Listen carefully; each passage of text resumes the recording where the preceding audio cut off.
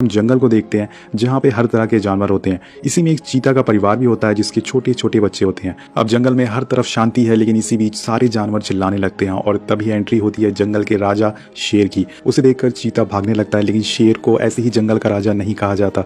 वो चीता को पकड़ लेता है और मार देता है। ये सब कुछ चीता के बच्चे देख रहे थे अपनी आंखों से, और अपनी माँ को अपनी आंखों के सामने मरता हुआ देखकर उन्हें बहुत ही ज्यादा दुख होता है। अब उनमें से एक बच्चा रात में जंगल से भागकर रोड पे आ जाता है और तभी उसके पास एक कार आकर रुकती है जिसमें एक ज़यान नाम का बच्चा बाहर निकलता है। उसके साथ उसके डैड भी होते हैं। वो दोनों बच्चे को देख लेते हैं और उसे पकड़ लेते हैं। दोनों अच्छे से जानते हैं कि अगर इसे यहाँ अकेला छोड़ दिया तो या तो कोई गाड़ी से कुचल देगी या फिर कोई जानवर खा जाएगा। इसलिए ज़यान उसे अपने डैड से जिद करके उसे अपने घर लेके आ जाता है। अब ज़यान के डैड को उस बच्चे को रखने का बिल्कुल भी मन नहीं होता है, लेकिन वो ज़यान को मना नहीं कर पाते। और ज़यान की मॉम जब उस छोटे बच्चे को देखती हैं तो बहुत ही खुश हो जाती हैं। ऐसा लग रहा था कि इस परिवार में कोई नया सदस्य आया है। दोस्तों, यहाँ पर ज़यान के डैड को जानवरों से बहुत ही प्यार होता है। उनके पास लगभग हर तरह के जानवर थे, जैसे पैरट, स्नेक और भी तरह के जानवर। अब धीरे धीरे समय बीतने के बाद ज़यान के डैड भी उस बच्चे को पसंद करने लगते हैं। एक्चुअली में उनका मानना था कि ये खतरनाक जानवर है, इसलिए वो इसे अपने पास नहीं रखना चाहते थे, लेकिन अब उन्हें भी इससे लगाव हो जाता है। जिसके बाद सभी लोग फैसला लेते हैं कि वो इसे तब तक अपने घर पर रखेंगे जब ये पूरी तरह से बड़ा नहीं हो जाता। अब कुछ दिन बीत जाने के बाद ज़यान उस बच्चे का नाम डूमा रखता है और वो और उसके डैड डूमा के साथ बहुत ही एंजॉय करते हैं। उसके साथ साथ हमेशा खेलते रहते हैं, उसे एक अच्छा चीता बनाने की ट्रेनिंग देते हैं। इसी दौरान एक दिन उसके डैड और वो उसे अपनी बाइक से डूमा से रेस लगवाते हैं। पहले तो डूमा की रफ्तार कम होती है, वो धीरे धीरे दौड़ता है, लेकिन देखते ही देखते वो अपनी पूरी रफ्तार पकड़ लेता है। और ये सीन देखकर हमें पता चल जाता है कि चीता को क्यों दुनिया का सबसे तेज जानवर कहा जाता है। वो इतनी तेज दौड़ता है कि बाइक से आगे निकल जाता है, और ये बहुत ही अमेजिंग सीन होता है दोस्तों। अब एक दिन ज़यान के डैड उससे बोलते हैं कि अब डूमा बड़ा हो चुका है और हमें इसे वहीं छोड़कर वापस आना पड़ेगा जहाँ से हमें ये मिला था। ये जिस चीज़ के लिए पैदा हुआ है उसे वही करना चाहिए। पर ज़यान कहता है कि डैड, ये वाइल्ड नहीं बनना चाहता है, इसे हम अपने साथ रख लेते हैं। वैसे भी अब दुनिया में कितने कम चीता बचे हुए हैं। लेकिन उसके डैड उसे फिर से समझाने की कोशिश करते हैं और एक मैप में निशान लगाते हैं। उसे कहते हैं कि हमें इस जगह डूमा मिला था और ये जगह इसका घर है, जहाँ पे इसके दोस्त, इसका परिवार रहते हैं। अगर तुम इसे प्यार करते हो और चाहते हो कि ये हमेशा खुश रहे तो हमें इसे उसी जगह अपने परिवार के पास छोड़कर आना होगा। ज़यान थोड़ा सोचता है और आखिर में उसे अपने डैड की बात समझ आ जाती है। अब कुछ दिन बीतने के बाद ज़यान के डैड की तबीयत बहुत ही ख़राब होने लगती है, जिसके कुछ समय बाद उनकी एक रात हार्ट अटैक से मौत हो जाती है। हमें बताया नहीं गया है कि ज़यान के डैड को क्या बीमारी थी। जब ये खबर ज़यान सुनता है तो वो पूरी तरह से टूट जाता है। वो बहुत अकेला फील कर रहा था और अब पैसे की कमी होने की वजह से ज़यान की मॉम उसे बताती हैं कि अब हमें इस मकान को, इस ज़मीन को लीज पे देना पड़ेगा और शहर जाके आंट के पास रहना होगा ताकि मैं कोई जॉब कर सकूं। ज़यान पूछता है कि डूमा का क्या होगा और उसकी मॉम उससे कहती है कि अब डूमा को एक नया घर मिलने वाला है, और दोनों डूमा को भी अपने साथ लेकर निकल जाते हैं शहर की तरफ, जहाँ पर ज़यान का स्कूल में एडमिशन हो जाता है और उसकी मॉम को भी जॉब लग जाती है। लेकिन वहाँ उसकी आंट को डूमा से बहुत ही डर लगता है। वेल, अब किसी के घर पे जिंदा चीता खुला छोड़ दोगे तो सबकी फटेगी। अब एक दिन जब ज़यान की मॉम उसे स्कूल छोड़ने जा रही होती है तो डूमा घर का गेट खुला देखकर बाहर आ जाता है और उनकी कार का पीछा करने लगता है। ये बात ना तो ज़यान को पता होती है और ना ही उसकी मॉम को, और डूमा भागते भागते ज़यान के स्कूल पहुंच जाता है। स्कूल के अंदर ज़यान डूमा को देख लेता है जो कि उसके क्लासरूम के बाहर था, लेकिन जब वो अपने टीचर से बाहर जाने की परमिशन मांगता है तो वो मना कर देते हैं। और थोड़ी देर बाद पूरे स्कूल में भगदड़ मच जाती है। सब बच्चे इधर से उधर भागने लग जाते हैं क्योंकि उन्होंने इस चीता को देख लिया था। अब ज़यान डूमा को ढूंढते ढूंढते वॉशरूम में पहुंच जाता है, लेकिन वहां पर कुछ बच्चे उसे बुली करने लगते हैं और तभी वहां पर डूमा आ जाता है। वो ऐसा दहाड़ता है कि सारे बच्चों की पतलून गीली हो जाती है और सब भाग जाते हैं। अब जल्दबाजी में उन बच्चों के जो पैसे होते हैं वो वहीं गिर जाते हैं, जिससे ज़यान अपने पास रख लेता है। अब दोनों स्कूल से भागते हैं, लेकिन इसी बीच ज़यान की मॉम उसे देख लेती हैं क्योंकि स्कूल वालों ने उन्हें इन्फॉर्म कर दिया था इस बारे में। लेकिन इससे पहले कि वो लोग डूमा और ज़यान को पकड़ पाते, दोनों वहाँ से भागकर शहर से बाहर आ जाते हैं। और फिर ज़यान फैसला करता है कि जो उसके डैड और उसने डिसाइड किया था अब वो वही करेगा, यानी कि वो जहाँ से डूमा को लाया था वहीं वापस छोड़ कर आएगा। और इधर ज़यान की मॉम बहुत ही परेशान हो रही थी क्योंकि उनका बेटा कहीं गायब हो गया था। अब इसके बाद ज़यान अपने पुराने घर जाता है और अपने डैड की बाइक पर डूमा को बैठा कर निकल जाता है अपनी मंजिल की तरफ। और जाते जाते वो अपनी मॉम के लिए एक लेटर भी छोड़कर जाता है। जब उसकी मॉम वहाँ पहुँचती हैं तो उन्हें वो लेटर मिलता है जिसमें लिखा था कि मॉम, मैं डैड का अधूरा सपना पूरा करने जा रहा हूँ। मैं डूमा को उसके घर, उसका परिवार के पास छोड़कर वापस आ जाऊँगा, आप परेशान मत होना। इधर डूमा और ज़यान का सफ़र शुरू हो गया था। काफ़ी दूर जाने पर ज़यान उसी मैप को देखता है जिस पर उसके डैड ने निशान लगाया था कि डूमा को कहाँ छोड़ना है। इसके बाद वो फिर से निकल पड़ता है। ज़यान को पता होता है कि ये सफ़र आगे चल के बहुत खतरनाक होने वाला होता है, और तभी पहली मुसीबत आ जाती है। बाइक का पेट्रोल खत्म हो जाता है और जिस जगह पर ये दोनों हैं आसपास कोई मदद करने वाला नहीं है। इसलिए ज़यान अपनी बाइक को धक्का मारते हुए आगे ले जाता है और थोड़ी दूर चलने पे इन्हें एक क्रैश प्लेन दिख जाता है। अब इतनी तेज धूप में चलते चलते दोनों थक जाते हैं, इसलिए थोड़ी देर के लिए उसी जगह पे आराम करने लगते हैं। लेकिन अब इन दोनों के पास ना तो खाना था और ना ही पानी था।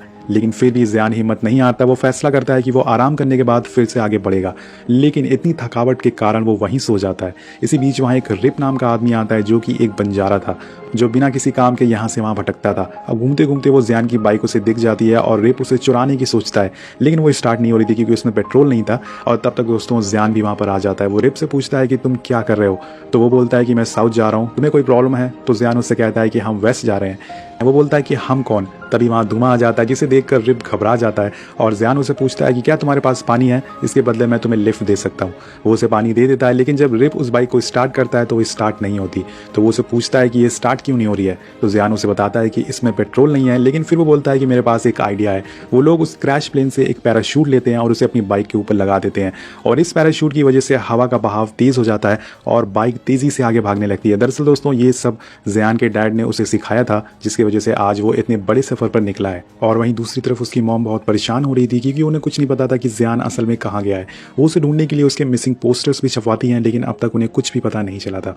इधर जियान को अपनी नई बाइक छोड़नी पड़ती है क्योंकि आगे का रास्ते में अब पहाड़ आ गए थे, जिसकी वजह से उन्हें अब आगे का सफर पैदल ही तय करना पड़ेगा। लेकिन अब धूप बहुत तेज है और इन्हें बहुत तेज प्यास लगी है। पानी का एक बूंद भी इनके पास नहीं है। अब रिक को इन सब चीज़ों की आदत होती है दोस्तों, और वो एक बहुत ही बड़ा गड्ढा खोदता है और उसमें से पानी निकालता है, जिससे कि इन लोगों की प्यास बुझ जाती है। रिप भाई तो कलाकार आदमी निकले दोस्तों। लेकिन यहाँ पर ये लोग सिर्फ पानी पीकर जिंदा नहीं रह सकते, इन्हें खाने के लिए भी कुछ चाहिए होता है। तभी जियान को एक शतरमुख दिखता है। वो धुआं से कहता है कि जा, तुम्हें उसका शिकार करना होगा। वो उसे शिकार करने का तरीका बताता है, लेकिन धुआं ने आज तक कोई भी शिकार नहीं करा है, जिस वजह से वो उस शतरमुख को नहीं पकड़ पाता। इसलिए टाइगर और शेर को जंगल में रहना चाहिए दोस्तों। तो आपको आज पता चल गया होगा। गाइस, अब इन्हें शिकार तो नहीं मिलता, लेकिन ये लोग शतरमुख के अंडे तक पहुंच जाते हैं और वो उसे खा के अपनी भूख मिटा लेते हैं। अब डिनर करने के बाद रिप जियान से पूछता है कि तुम्हें कहाँ जाना है, तो वो उसे मैप को दिखाता है जो कि उसके डैड ने उसे दिया था। रिप बोलता है कि जिस जगह तुम जा रहे हो वो यहाँ से मीलों दूर है और वहां जाने का मतलब है अपनी जान से खेलना। जियान बोलता है कि मैं इससे डरता नहीं हूँ, मुझे वहां तक पहुंचना है किसी भी हालत में। जिसके जवाब में रिप कहता है कि तुम्हें डरना चाहिए, ज्यादा स्मार्ट मत बनो, बच्चे तुम तो मरोगे या मुझे भी साथ लेकर मरोगे। और कुछ देर सोचने के बाद रिप उसके साथ जाने का मन बना लेता है। वो बोलता है कि मैं तुम्हें आधे रास्ते तक छोड़ सकता हूँ, जिसके बाद हमारे रास्ते अलग हो जाएंगे। और ये दोनों उसी जगह रात बिताते हैं और अगली सुबह फिर निकल जाते हैं मंजिल की तरफ। लेकिन थोड़ी दूर जाने पर जियान अपना कैंपस निकाल के देखता है तो इन लोगों ने गलत रास्ता चुन लिया था और ये नॉर्थ की तरफ जा रहे थे। लेकिन वो रिप को इसके बारे में कुछ नहीं बताता। आगे बढ़ने पे उन लोगों को एक खदान मिलती है, लेकिन इसी बीच वहाँ एक हेलीकॉप्टर आ जाता है और इस हेलीकॉप्टर में जियान की मॉम होती है। वो उसे ढूंढने के लिए पूरी जान लगा रही होती है दोस्तों। लेकिन तभी जियान रिप को एक खंडर में छुपने के लिए बोलता है, जिससे वो लोग उन्हें देख ना पाए। थोड़ी देर बाद वो हेलीकॉप्टर वहाँ से चला जाता है, जिसके बाद तीनों फिर से आगे बढ़ना चालू कर देते हैं। और इसी बीच रिप को एक हीरो की यानी कि डायमंड की खदान दिखती है। वो उसके अंदर जाने लगता है। रिप को लग रहा था कि इसके अंदर अभी भी डायमंड हो सकते हैं और वो उसे अमीर बन सकता है। लेकिन जैसे ही वो उसके अंदर जाता है उसके ऊपर बहुत सारी मिट्टी गिरने लगती है और वो उसी के नीचे दब जाता है। अब अंदर से रिप की चीखने की आवाज़ आती है। जब जियान और धुआं अंदर जाते हैं तो उसे रिप को पूरी तरह से मिट्टी के अंदर धंसा हुआ मिलता है और वो फौरन ही उसके मुंह से मिट्टी हटाते हैं। लेकिन एकदम से वो रुक जाता है और रिप से बोलता है कि तुम हम लोगों को गलत रास्ते क्यों ले जा रहे थे। रिप कहता है कि वो उसे माउंटेन के रास्ते से लेके जा रहा था जिससे वो लोग जल्दी पहुंच सके। लेकिन जियान उससे कहता है कि तुम हमें नॉर्थ की तरफ ले जा रहे थे, जिससे तुम मुझे और धुआं को पुलिस के हवाले कर दो, जिसके बदले में तुम्हें अच्छे खासे पैसे मिलेंगे। तो यहाँ पर जियान रिप की चाल समझ गया था और वो उसे वहीं छोड़कर अकेला ही निकल जाता है। थोड़ी दूर चलने पर उसे एक नदी मिलती है। जियान डिसाइड करता है कि वो नदी के सहारे आगे बढ़ेगा, जिसके लिए वो एक लकड़ी की बोट बनाता है और उसमें धुआं को लेकर बैठ जाता है। लेकिन ये नदी आगे जाके एक झरने में मिलने वाली थी और इसी बहाव की वजह से दोनों पानी में गिर जाते हैं। लेकिन किसी तरह से तैर कर ये लोग अपनी जान बचा लेते हैं। इसी नदी में दोस्तों बहुत सारे क्रोकोडाइल भी होते हैं, मगरमच्छ भी होते हैं, लेकिन ये लोग किसी तरह से उनसे बचाकर अपनी जान बचाकर किनारे पे आ जाते हैं। अब आगे बढ़ने पर ये दोनों जंगल में पहुंचते हैं और चलते चलते दोनों बहुत ही थक जाते हैं। इन्हें काफी भूख लगी होती है और यहीं पर इन्हें बहुत सारे जंगली जानवर दिखते हैं। धुआं उनका शिकार करने वाला होता है, लेकिन सभी उसे देख लेते हैं और भगदड़ मच जाती है। इसी भगदड़ में जियान और धुआं अलग हो जाते हैं। जियान उसे ढूंढने की हर तरफ कोशिश करता है, लेकिन धुआं उसे कहीं नहीं मिलता क्योंकि वो जंगल में लगाए एक पिंजरे में कैद हो गया था जो कि इंसानों ने लगाया था। गाइस, अब रात हो जाती है, लेकिन जियान हार नहीं मानता। वो अभी भी धुआं को ढूंढता रहता है। तभी उसके पीछे एक जंगली सूअर पड़ जाता है और वो अपनी जान बचाने के लिए उसके आगे आगे भागता रहता है। लेकिन तभी उसका पैर एक पत्थर से लग जाता है, जिसके टकराने की वजह से वो गिर कर वहीं बेहोश हो जाता है। जब उसकी आंख खुलती है तो वो खुद को रिप के पास पाता है, जिसने धुआं को भी पिंजरे से छुड़ा दिया था। अगली सुबह जियान रिप से माफी मांगता है और उससे बोलता है कि मुझे तुम्हें उन्हें वहाँ अकेला छोड़कर नहीं आना चाहिए था। इसके बाद रिप जियान को खुद के बारे में बताता है, जिसमें वो कहता है कि मैं अपने गाँव, अपना परिवार सब कुछ छोड़कर शहर गया था ताकि वहाँ जाके मैं कुछ पैसे कमा सकूँ, लेकिन मैं नाकाम रहा और मुझे कुछ गलत कामों की वजह से जेल भी जाना पड़ गया, जिसके बाद मैं सब कुछ छोड़कर अपने गाँव वापस जाना चाहता हूँ।